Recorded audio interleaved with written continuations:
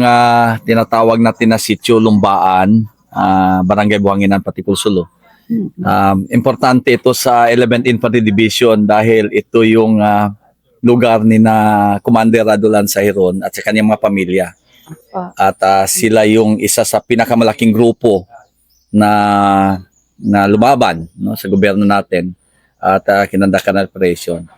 But 2022, no, yun nga, tama ma'am, 22 ba tayo dito? 22 tayo no, bumalik dito, 23. 23. Oo, 23. 23. No, Dalawang at, taon yung kita dito. yun nga yung bumalik na tayo dito at pinili na natin manirahan ng tahimik. Pero bago tayo magkwentuhan ka, tanungin ko muna to si Colonel Gensula.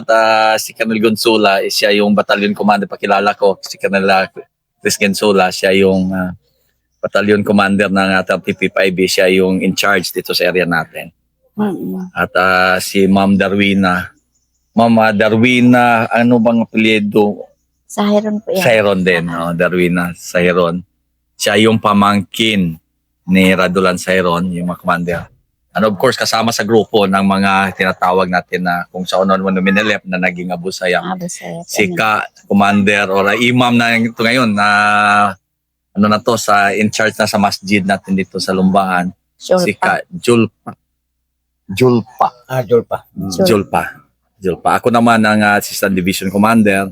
And I've been working here in Sulu for the past 5 years. And I have seen the transformation ng Sulu from a conflict-affected area, battleground ng government, armed forces natin with Abu Sayyaf. Ngayon, pumapasyal na tayo. Mamasyal na tayo ng ano dito, no? Nakikikape na lang, mapasok tayo, walang baril, walang takot at pano. Wala nang. Simulan siguro natin ng kwento dito, Chris, yung mga experiences mo para maintindihan ng mga siguro ng mga audience natin. Gaano kahirap yung operation noon at ano ba tong lugar nito na operate? Narating mo ba to noon? Yes sir. Medyo una-una po pala magpapakilala po muna ako. Ako si Lieutenant Colonel Christopher Rinsola, the Battalion Commander ng 35th Infantry Battalion, 11 Infantry Alakdan Division. So, yun sir, since tiniente pa kami sir, actually, Anong year yun? that was 2003 sir. Ito na yung mga naririnig namin na mga lugar dito noon, Buhanginan. And in fact sir, dito rin sa Sulu yung unang baptism of fire ko sir. Dito ko na may memorable sa'yo to. Although may paputol-putol sa sir yung assignment ko dito dahil na-assign din ako sa Central Mindanao. But then ito nga, memorable sa akin yung Sulu kasi dito ako unang naka-experience ng mga encounters dito. And then after some time sir, na-assign na naman ako sa mainland and then bumalik ulit kami dito sir. The same story sir. So from 2003 and bumalik kami dito sir mga 2005. Ganun pa rin sir, ganun pa rin yung intensity ng fighting. So makikita namin yung formations ng mga kalaban, lalong-lalo na yung ASG noon sir is malakihan talaga. And then after that sir, a year and a half, bumalik na naman kami sa mainland sir. And then mayroon na namang pagkakataon na binalik kami ulit dito sir kasi nagkaroon na naman ng mga massive na casualties yung mga other units dito na nag-occupy dito dati sa Sulu sir. So yun sir, hanggang sa ngayon sir. Talagang matindi pala yung experience natin dito, matagal. Ano ko to, Chris, kasi medyo limited yung microphone natin. Mama, si Ma'am Darwina, pamangkin ni Radulan. Ma'am, ang unang tanong namin, sino ba talaga si Radulan? Sa pagkakakilala dito sa Sulu, lalo dito sa Patikul, sino ba siya sa pamilya ninyo at sino ba siya dito sa Sulu? Kasi iba yung tingin namin, commander, parang Abu Sayyaf. Pero sa inyo, sino ba si Radulan Seron? Yung si, ito, mabuti siyang tao. Pero po, lahat ng mga tao ayaw sa kanya. Dahil, Pag nakapagpunta siya ng galing Abu Sayyaf, ay minilip po siya. iminilip. Oo. Iminilip siya. Kaya po, nakapunta siya doon sa Basilan. Wala na siyang kasama dito ng Eminlip. Mm. Pero po, ayaw na mga Eminlip sa kanya. Pero doon may mga naggira, mga civilian. Pumunta siya dahil doon natin yung magkasundo, binarilan siya. Pero nasugatan siya. Pag sugat sa kanya, sabi niya kapag naano na siya, sabi niya ayaw niya magkalaban ng Muslim. Mhm. Gusto niya magkalaban ng sundalo. Pumunta siya doon sa Basilan. Dari siya doon, nakapunta na siya dito, madami na sila. Kasama niya na si Abdurajak. John Jalani. Oo, dito sa Lumban. Pagdating niya, sabi namin sa kanya, ano yan ang Ama Otto? Anong programa yan? Magbarilan ba yan? O sabi niya, ako na ang magawa ang kailangan. Oh. Kaya dito na sila, matagal pa sila dito, wala pa nagira, masamot. Matagal pa, mga 1 taon pa mga labi. Dito pa sila kay na Abdurajak. Na madami ng mga pamilya namin sa pulis, aalis na kayo doon, papunta na doon ang mga sundalo. Dito, Sa itong mga lumbaan na angkre to. sa Lumbaan. Dito, Oo. itong lugar na. Dito, sir. Dito. Oo, nabay ba? Mga bahay dito nun. Ang daming bahay na mga doon. Oo. Malaking bahay ng alula namin, si Siron. Oo. Oh, akala namin wala na gera, pero nag-aalis na siya doon sa Basilan. Pagkatapos sir, nag-gera sila doon, pupunta siya dito ulit. Madami na sila. Madami na sila. Oo, Kataod, no? Nagbangka na sila dito sir. Sina John Jalani. Oo. Sabi namin pa, ano yan, madami na yung baril. Ganun mga. Tapos magdating nga sa mga kapal yung mga baril nila. Mga ano nila, madami sir na sabi niya, mga pamilya namin sa pulis, aalis na kayo doon, madamay na kayo yan. Mm-mm. O, So kung nung umalis kayo, saan kayo no? parang hindi pa kami alis, matagal pa kami Matagal dito. Matagal pa si John Jalani dito. Katapos, malapit na yung operation, aalis na kami.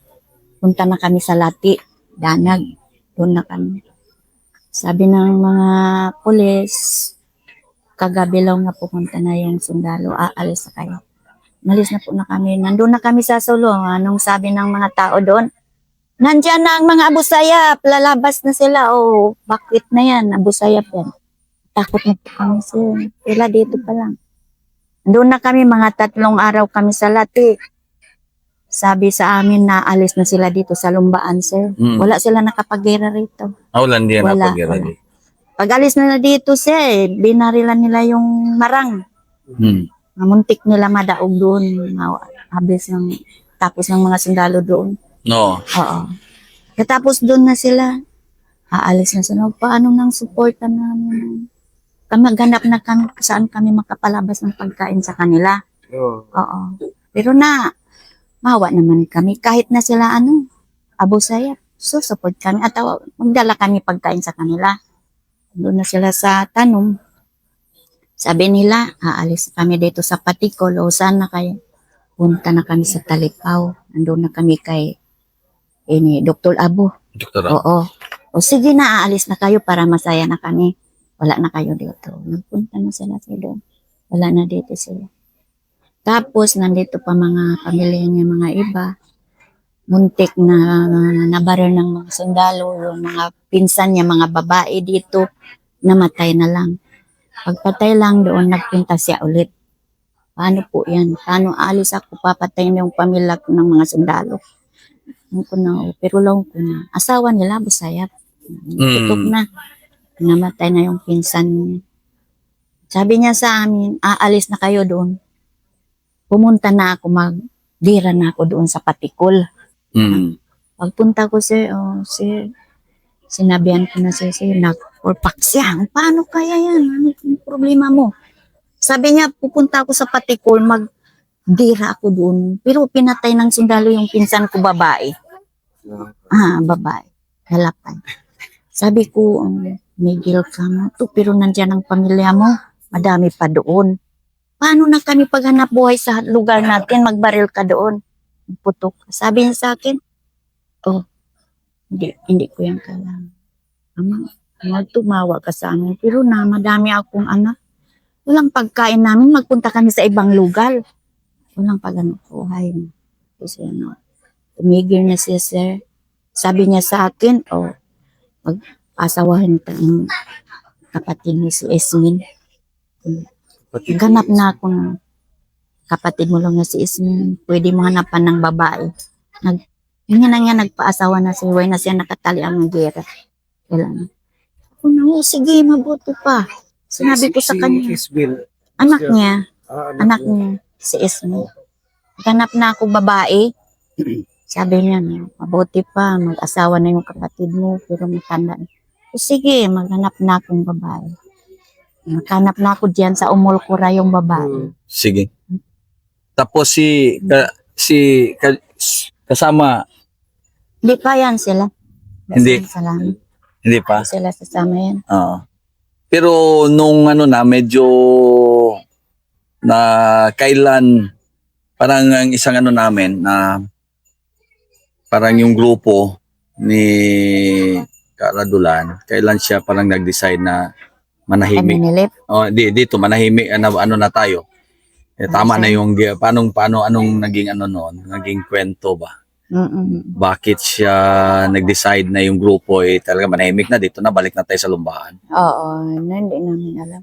Hindi na niyo nala. Alam, pero kung saan tayo, kung paano tayo na kaganito, pero hindi namin siya alam kung saan siya, buhay ka o patay.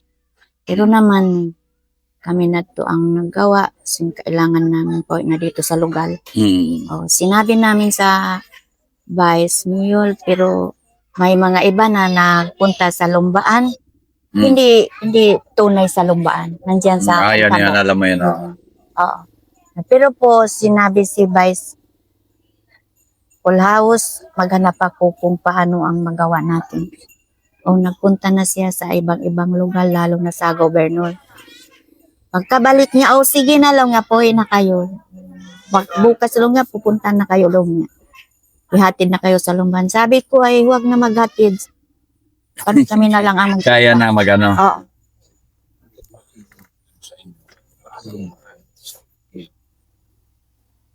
Yung lumbaan, sir, mabuting yung lumbaan. Pero dati po, masama yung pag-isip ng mga tao ng lumbaan. Pero po dahil kay uncle namin ang Uto Radulan. Pero po, sabi ng lahat ng mga tao, yung uncle ko naman terrorist. Oo. Bakit po na sabi niyo yung uncle ko terrorist? Nandito siya sa lugar niya. Hindi siya nagpunta sa ibang lugar. Bakit po iyan sinabi niyo? O lalo na yung mga sundalo. Magpunta sa amin o ano ba kaya?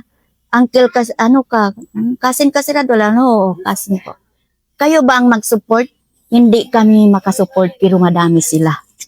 Yung makapunta siya sa lugar niya, manghingi siya pagkain niya lang, makabigay kami kunti lang. Hindi kaya namin mag-support. Pero sabay madaming pera natin. Tingnan nyo ba lang po sa wala kaming anak sa abroad, wala kami anak sa ibang lugar, kami anak mga pulis, wala kami anak doktor. Paano kami makasupport? Ngayon lang. At tingnan na wala na siya, hindi natin siya alam kung ano siya nagpunta. Kaya kailangan niya na masaya ng pamilya niya. Oo, matagal niya na iniisip. Ano ba yung pamilya na masaya na? Ito na nga at kailangan niya na. Pero po siya may hostage doon sa kanyang dalawa. Yung isa nakapunta na sa lugar nila. Yung isa nandito sa kanya. Sabi niya, punta na kayo sa lugar niyo, tulong na kamo sa amin para mahanap natin ang kasunduan. Wala da. Pero po, nandito yung isa. Sabi niya, uwi, nakatulong na kayo sa akin para kailangan niya na ang magkasundo. Mag-peaceful na. Wala da nangyari, sir. Katapos may mga tao na mag-iba magpunta sa kanyang madami, magsinungaling na dyan. Ayaw ko na lang nga mag-usap kahit sino pa. Yun lang yun. Di na siya magbisara sing kasulutan pasal matagal niya na bisara. Yung pagsulot. Tinaway ron makahinang bisa ng buok. Nanay. Katapos may isang tao nagpunta, nagsabi sa kanya. Sabi naman si Presidente Duterte, wala na bang pamilya si Radulan kahit isa? Makausap natin sila kung paano ang magawa natin ang pag-peaceful ng sulo. Sabi naman ang isang tao, umaganap ako kahit isa. Ako lang ang napili nila. Kapunta ako doon sa kanila. Sabi ko sa kanila, kung gusto si Uncle ko matagal na yan magkasundo. Pero hindi magkailangan ng ibang tao. Anong kailangan niya? Kailangan niya magkasundo, magkaisa, magmahalan. Pero po, ayaw na mga ibang tao, ayaw nila na. Pero yung sinabi niya, hindi papuntahin sa mga tao, mga gobyerno, pakatan. Wala rin sinabi. Tapos pagpunta ko siya doon, sinabi na sa akin yung mga nakausap ko, anong kailangan? Kailangan na magkasundo. Kapag mag-usap kayo, itigil yung operasyon. Yun lang ang himan niya. Himandan. Tapos, paano nang pinag-usapan ninyo yun doon sa Sambuanga? Sinabi ko na ang sabi. Sa di nila magawa. Paano yan? Magkausap yung sundalo nagpunta sa akin. Oo, pati sila papatayin ko lahat. Sinabi yung uncle ko, ay huwag na mag-usap. Yun lang. Sinabi niya sa akin, kung magtigil lang sundalo kahit saan sila puntahan ko, sir. Puntahan ko sila lang, kausapin ko sila. Kung anong kailangan nila, kailangan ko gawain nila. Walang kagawa, sir.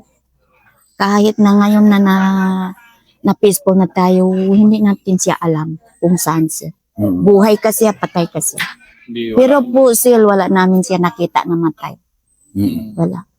May mga iba na mga kamag-anak niya nandito na sila sa sundalo, hindi nila hikasabi sa amin namatay na. Sabab nakaalis sila, buhay pa, sir. Buhay pa. Pero yung kapatid yun na nasugatan, siya pa ang nagligtas sa kanya. Siya mauto pa. Dito na sila nawala yan. Di natin alam kung saan siya. Buhay ka siya, patay ka So siya. sa amin, sa atin, hindi na rin natin hinahanap.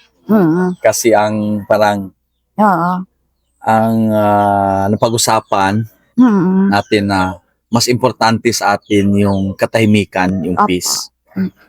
So maraming nagsasabi na hindi kailangan mahanap yun pag may katawan. Sabi ang naman natin sinadya patrimonyo, 11 IDs, mas importante sa atin yung magiging peaceful at magiging peaceful to pag nakabalik sa lugar. Yun yung natin yung emphasis. Kaya nandito tayo sa Lumbaan ngayon. Dahil ito yung pinakahuling huling area na binalik barangay natin dahil request ng pamilya ng mga Ninaradulan Seron. Kasi gusto na naming magbalik sa lugar namin at manahimik na rin. At yun nga, totoo. No, totoo nga, nung 2022, nung finally nagbalik sila dito, wala na tayong narinig kahit isang putukan. Wala na tayong napaputok rin sa side ng sundalo. Wala tayong kanyon, wala na tayong mga mortar. Sa side naman ng Abu Sayyaf, wala tayong sundalo na namatay, inambos, wala nang pumutok. Yung sulo was silent starting 2022 and now 2025, 22, 23, 24, 5 4 years na wala tayong marinig na putok dito sa Pati, lalo sa Patikul.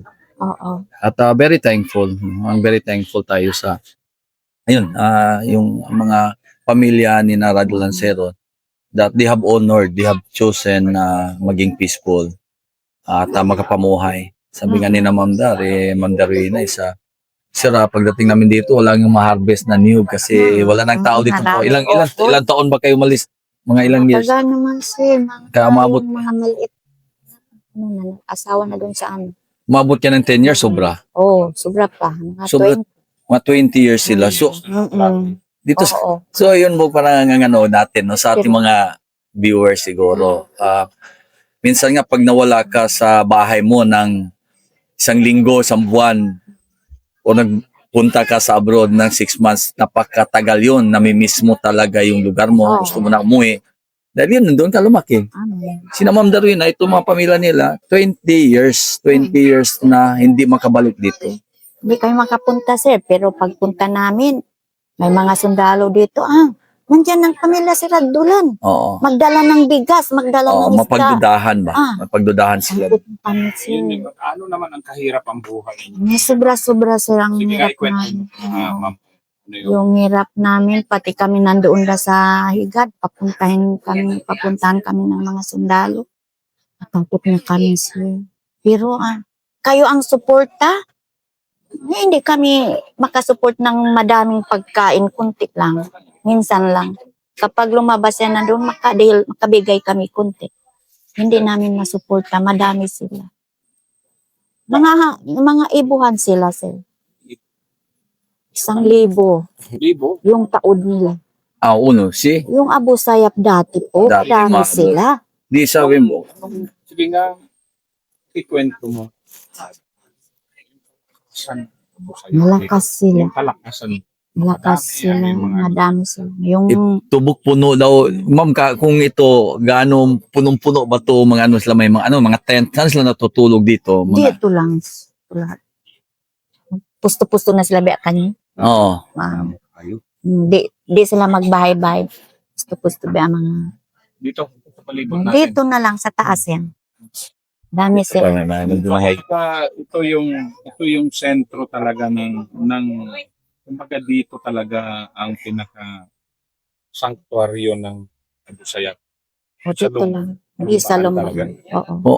Bumukonda bo. Pag walang kasi isa siya sa mga lugar na sanctuaryo, tama yun, yung ginamit mo. Pero pag may operation dito, encounter, move sila, pero paikot-ikot lang din.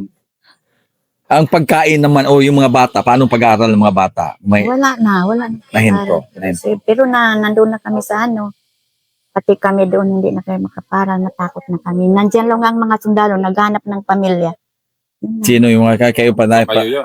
Yung mga pamilya namin Muslim, ganyan ang sinabi sa amin. Natakot na kami. May mga dyan ang sundalo, naghanap sa ibang pamilya si Radulan. Kaya traumatic siya dahil pag pamilya, sila palaging pinupuntahan.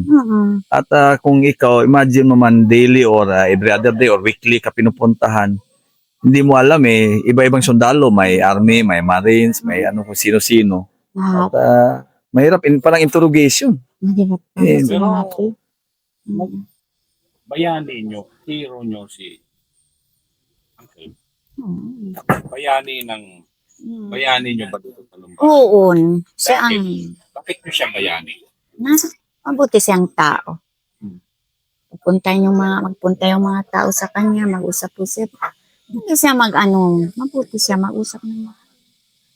Pero mga ibang tao ayaw sa kanya. Pero po siya, pagmahal, siya, mabuti bang tao siya.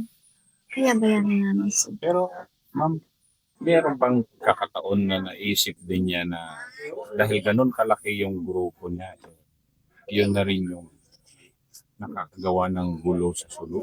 Naisip ba niya yun? O hindi Hindi ko niya mapasok. naisip. Pero Hindi niya naisip yun. kung naisip niya, hindi siya magpapunta ng ibang tao dito. Pero po siya, yung mga Emmanuel, po siya dati. Madami lang sila isa. Pero wala naman kasama kanya ng mga grupo Abu Sayyaf. Ay, Emmanuel. Naghanap siya ng ibang grupo para siya lumakas ulit. Oh. Yun lang. Yung mga Emmanuel, hindi namin alam ng nagsuko sila. Sa dahil nagpasaya na sila ng lugar nila sa kanila.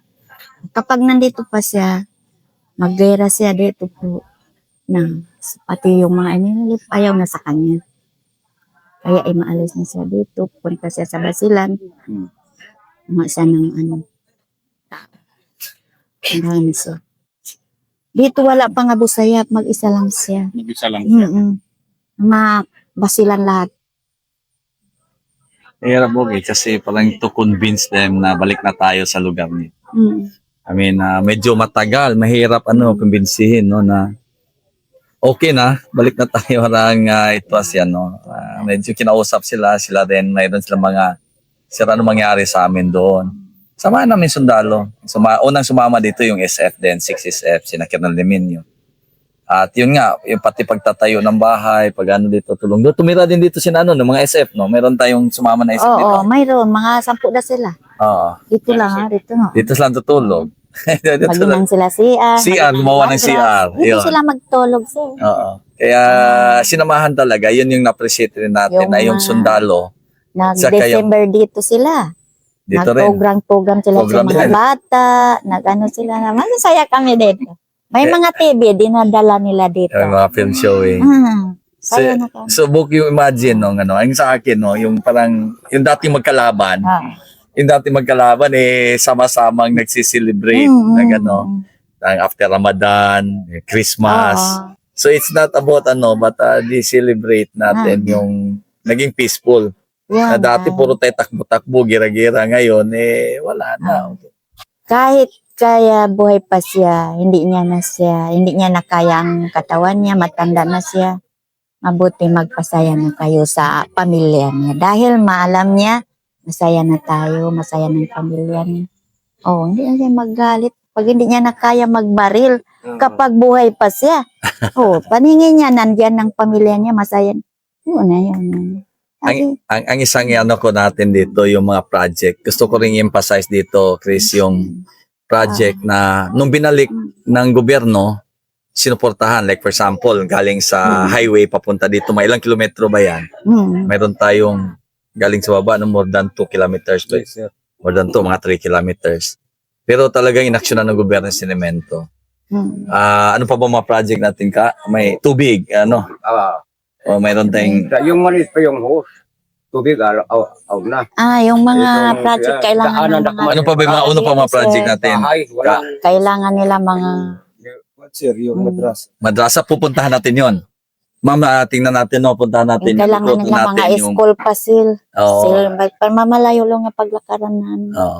mga bata. So ngayon mamaya punta natin ang mga project na ginawa ng gobyerno natin, pati ni Gob, pati ng 11th Infantry Division, para may pakita natin sa mga tagapanood natin na sama-sama natin ginawa itong mga project na to. Sa alas. Pero normal. At sabi na yung nakaka-harvest ngayon, malapit na rin mamunga, mamulaklak yung mangosteen, durian, sa kayong lansones natin. At siguro 2 months, 3 months, baka pag tuloy-tuloy yung init sana natin na makapag kumulaklak at magbunga na. Oo. Na may Harvest harvest. na tayo. Last year, ang dami natin dito pagpunta, kompleto sa prutas. Sige, yun lang ang ma'am. At ikutan natin yung mga projects na sa tingin namin importante, lalo yung madrasa, mga moske natin. Sige. Tara Sige, natin. sir. Sige. Mabuti.